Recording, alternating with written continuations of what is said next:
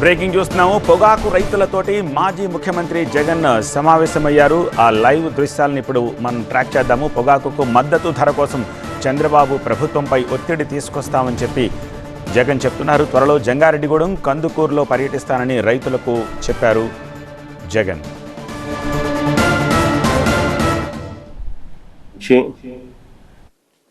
వివిధ ప్రాంతాల నుంచి వచ్చిన రైతన్నలందరూ కూడా మనం పడతా ఉన్న బాధలు, మనం పడతా ఉన్న సమస్యలు ఏ రకంగా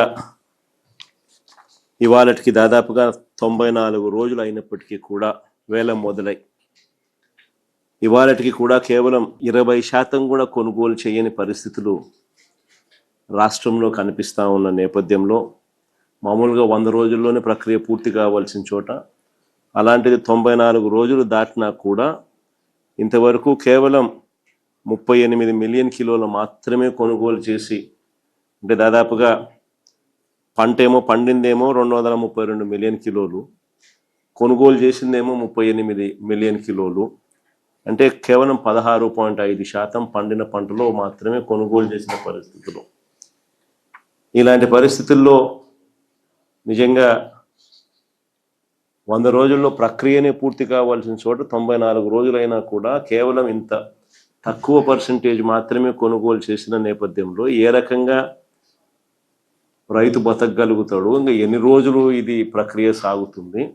దాని అర్థం ఏమిటి అని అంటే గన మళ్ళా కర్ణాటకలో మళ్ళా సుబ్బాడని చెప్పినట్టు సెప్టెంబర్లో మళ్ళీ అక్కడ స్టార్ట్ అయినప్పుడు మళ్ళా సగం మంది ట్రేడర్లు న్యాచురల్గా అటువైపునికి మళ్ళీపోయే పరిస్థితి న్యాచురల్గా వస్తుంది. కాబట్టి అంతంత ఫుల్ స్టాప్ పెట్టే కార్యక్రమమే జరుగుతుంది. సో మన దగ్గర ఇంకా పంట కొనుగోలు చేసే కార్యక్రమం కూడా జరగని పరిస్థితి ఉంటుందన్న భయాందోళన మధ్య ఈరోజు మన గోడు వెలిపించుకుంటా ఉన్నాం. నిజంగా చంద్రబాబు నాయుడు గారు రివ్యూ మీటింగ్లు పెట్టి 200 ధర తగ్గకూడదు అని చెప్పి ఆయన చెప్తే, ఆయన చెప్పిన మరుసటి రోజే పొదిల్లో 179, టంగుటూరులో 184, కనిగిరిలో 184, కందుకూరులో 186, జంగారెడ్డిగూడెంలో 170, గోపాలపురంలో 170 ఈ రేట్లకు తగ్గిపోయి కొనుగోలు చేస్తూ ఉన్నారు అని అంటే సిండికేట్కి ఏ రకమైన బలం ఉంది అన్నదానికి నిదర్శనం ఇది. నిజంగా మొట్టమొదటిసారిగా అసలు టొబాకో బోర్డు ఎందుకు పెట్టినారు? టొబాకో బోర్డులో రైతులకు మంచి జరగాలి అనే ఉద్దేశంతో వ్యాపారులను ఒక ప్లాట్ఫామ్ మీదకి తీసుకొచ్చి ఆ ప్లాట్ఫామ్లో వివిధ రకాల వ్యాపారాలు పార్టిసిపేట్ చేస్తే ఆ వ్యాపారులు పార్టిసిపేట్ చేసిన నేపథ్యంలో కాంపిటీషన్ క్రియేట్ అవుతుందని, తద్వారా రైతులకు మేలు జరుగుతుందనే ఉద్దేశంతో టొబాకో బోర్డు అనేది క్రియేషన్ అనేది జరిగింది. కానీ చంద్రబాబు నాయుడు గారి ప్రభుత్వ పుణ్యాన ఏ రకంగా పరిస్థితి మారిపోయిందని అంటే, చంద్రబాబు నాయుడు గారు అధికారంలోకి వస్తూనే ఈ సిండికేట్కి అందరికీ కూడా కొమ్ములు వస్తాయి. సిండికేట్ మొత్తం ఏకమయ్యి చంద్రబాబు నాయుడు చెప్పేది మాత్రం చెప్తా ఉంటాడు, మనం చేసేది మనం చేస్తూ ఉంటాం అనే ధైర్యము ఈ పంటే కాదు, ఆక్వా పంటకైనా అంతే, ఈ పంటకైనా అంతే, ఏ పంట అయినా అంతే. దళారీల వ్యవస్థని నడుస్తూ ఉంది. వెంటనే ధరలు పతనమైపోయి చివరికి ఈ రకమైన దారుణమైన రేట్లకు పడిపోయిన పరిస్థితులు కనిపిస్తూ ఉంది.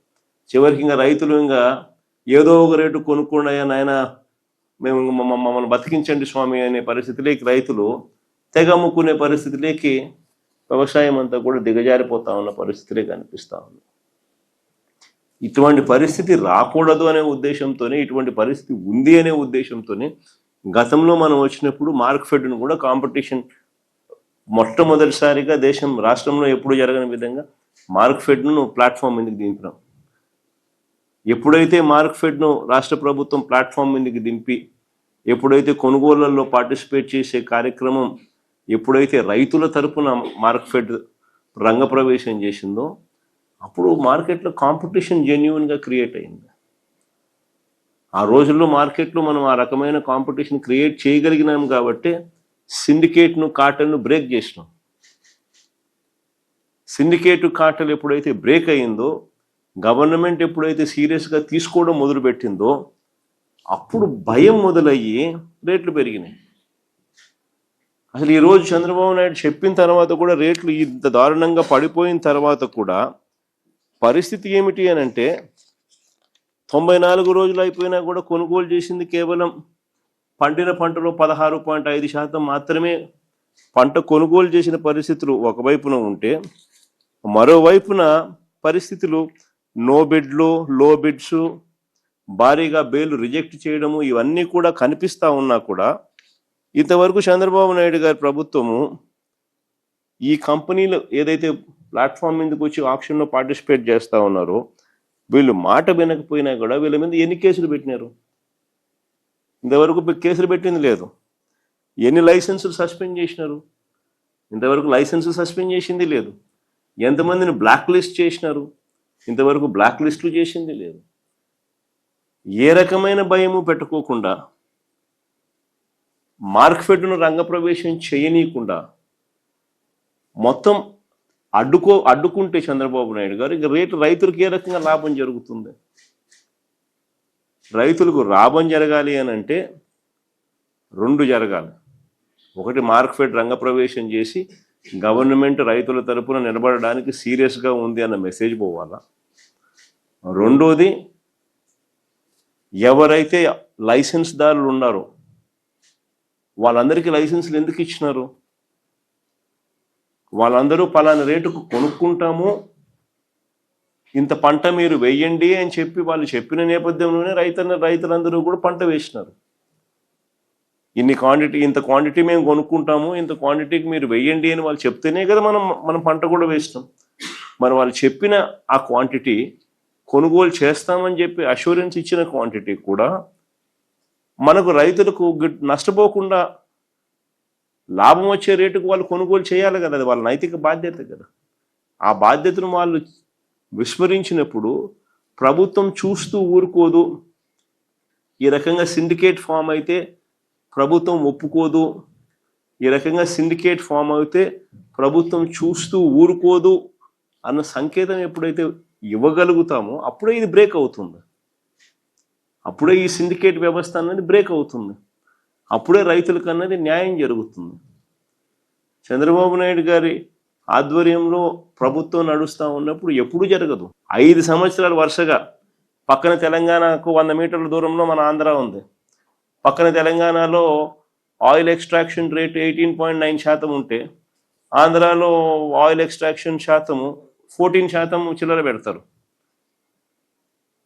క్లియర్ కట్గా 100 మీటర్లు అవుతున్న ఒక ఫ్యాక్టరీలో ఆ మేరకు ఆయిల్ ఎక్స్ట్రాక్షన్ రేటు బెటర్గా పెట్టి రైతులకు బెటర్ రేట్ అక్కడ వస్తూ ఉన్నా, ఆంధ్రాలో 5 సంవత్సరాలు చంద్రబాబు నాయుడు హయాంలో ఆయిల్ ఎక్స్ట్రాక్షన్ పర్సంటేజ్ తగ్గించి రైతులు నష్టపోయేలా చేసినాడు. పట్టించుకునే నాతులు లేడు. తెలిసినా తెలియనట్టుగా ఓహో అన్నట్టుగా రైతులు నష్టపోనిలే అన్నట్టుగా వ్యవహరించిన తీరు ఇవన్నీ ఎప్పుడు చెక్కుపడినాయి?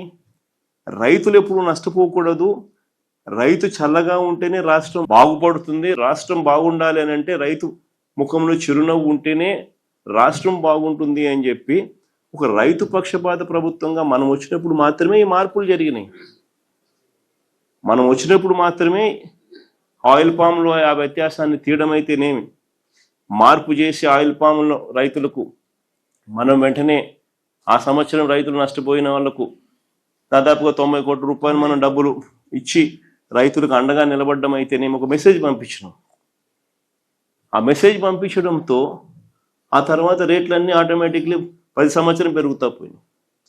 దాదాపుగా 3,000 కోట్ల రూపాయలు ప్రభుత్వం తరపు నుంచి మార్కెట్ ఇంటర్వెన్షన్ ఫండ్ తీసుకొచ్చి ఆ 5 సంవత్సరాలలో రైతుల తరపున 7,800 కోట్లు మనం ఖర్చు చేసినాం మార్కెట్లో కాంపిటీషన్ క్రియేట్ చేసేందుకు.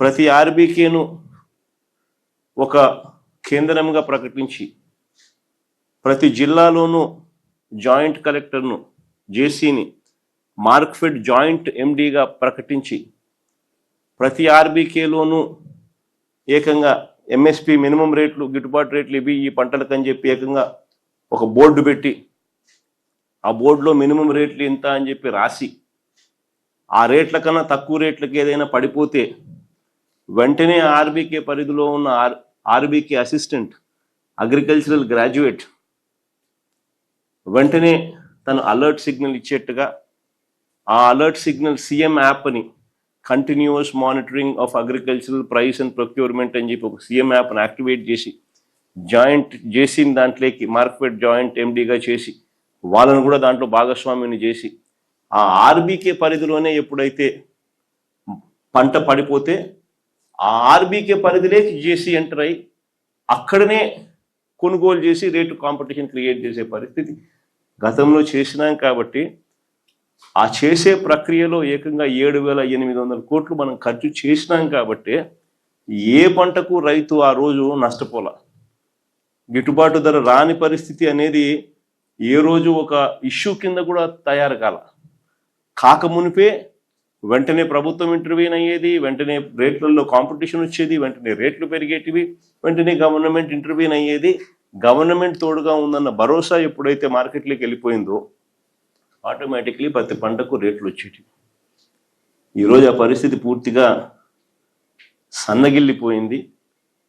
రైతులకు ఈ ప్రభుత్వం తోడుగా లేదు అన్న మెసేజ్ ఉంది. కాబట్టి దళారీల వ్యవస్థ ఈరోజు సిండికేట్గా మారి రైతన్నలందరినీ కూడా పూర్తిగా నష్టపరుస్తూ ఉన్న పరిస్థితి ఈరోజు రాష్ట్రంలో కనిపిస్తూ ఉంది. అయినా కానీ ఖచ్చితంగా మన పోరాటం అనేది ఖచ్చితంగా జరుగుతుంది. ప్రభుత్వాన్ని మేలుకొల్పే కార్యక్రమం ఖచ్చితంగా చేయగలిగింది. ఎట్లాగో మన ప్రభుత్వం రావాలన్నా, రైతులకు నిజంగా మంచి జరగాలన్నా, శాశ్వత మంచి జరగాలన్నా మనం చేయగలిగిన ప్రస్తుతానికైతే 3 సంవత్సరాల ఓపిక పట్టాల్సిందే. కాబట్టి ఈ లోపల కూడా మనం గమనుండే కార్యక్రమం అయితే చేయకూడదు. ఖచ్చితంగా రైతుల తరపున ఈ ప్రభుత్వం మీద ప్రెషర్ క్రియేట్ చేసే కార్యక్రమం అయితే చేయాలి. ఇందులో భాగంగా నేను కూడా ఖచ్చితంగా నెక్స్ట్ వీకో ఈ నెక్స్ట్ 10 days 10 daysలోనే నేను కూడా ఏదో ఒక ప్రాంతంలో నేను కూడా నా పర్యటన పెట్టుకునే కార్యక్రమం కూడా చేస్తాను. చేసుకొని ఇది ఈ మాదిరిగా ఇంక ప్రెజర్ పెట్టే కార్యక్రమం బిల్డ్ చేస్తూ పోవాల్సింది.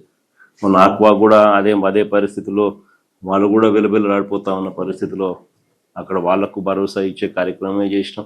అక్కడ కూడా సేమ్ సిండికేట్ ప్రాబ్లం. అక్కడ కూడా మార్కెట్లో రేట్లు క్రాష్ చేయడానికి కోసం వీళ్ళంతా సిండికేట్ అయిన పరిస్థితులే కనిపించి అక్కడ కూడా రైతులకు భరోసా ఇస్తూ గట్టిగా సిండికేట్ బ్రేక్ చేసే ప్రయత్నం చేస్తున్నాం. ఇప్పుడు కూడా అదే పరిస్థితిని మళ్ళీ ఇక్కడ కూడా కొనసాగిస్తాం.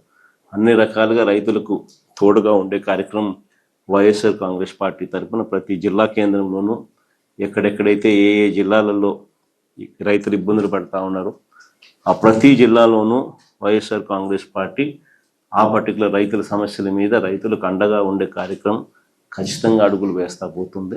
మొత్తం పొగాకు రైతులందరికీ కూడా జరుగుతూ ఉన్న పరిస్థితులు ఏ మాదిరిగా ఉందన్న మెసేజ్ రాష్ట్ర వ్యాప్తంగా కూడా పంపించే కార్యక్రమం కూడా చేసే ప్రయత్నంలో భాగంగా అక్కడ చేస్తాం. ఆ తర్వాత కూడా ప్రభుత్వంలో ఎటువంటి చలనం రాకపోతే ఇంకా కొద్ది రోజులు గ్యాప్ ఇచ్చి మళ్ళీ కందుకూరులో కూడా ఆ తర్వాత కూడా మళ్ళీ పెట్టే కార్యక్రమం కూడా మళ్ళీ ప్లాన్ చేస్తాం. అంటే ఖచ్చితంగా ఈ ప్రభుత్వం నిద్ర నటిస్తూ ఉన్న ప్రభుత్వం కాబట్టి ఖచ్చితంగా నిద్రపోయే వాళ్ళని లేపొచ్చు, కానీ నిద్ర నటిస్తూ ఉన్నప్పుడు లేపడం కష్టం. కాబట్టి నిద్ర నటిస్తూ ఉన్న ప్రభుత్వాన్ని లేపడం కొంచెం కష్టమైన ప్రెజర్ అనేది గట్టిగా పెట్టే కొద్దీ వాళ్ళలో మార్పు వస్తుందేమో అని ఆశిద్దాం. ఖచ్చితంగా అవన్నీ కూడా చేసే కార్యక్రమం.